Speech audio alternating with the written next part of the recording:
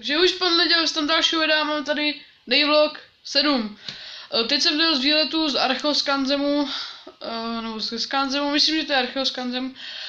V 7 jdu z Bukaj jsem ven, teď bude tak zhruba za 12 minut 7. Takže tak.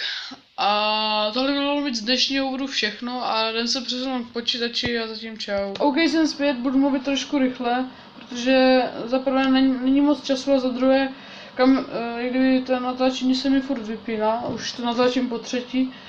A na kanále Virtuosův život jsme překonali hranici, no, máme tam 6 odběratelů, což mám strašnou radost.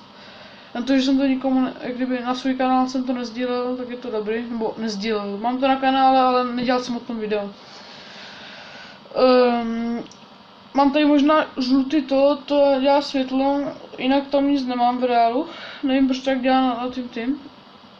A kámoš ještě nemá kanál, ale chce si zakládat, bude se asi jmenovat El Jamilos.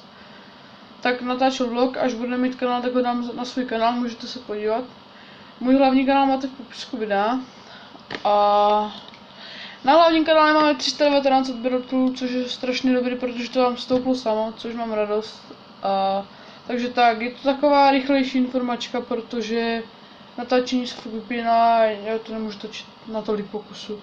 Takže pokud se vám dnešní video líbilo, dejte like, odběr, můj hlavní kanál v popisku videa a další videa, Wishpond.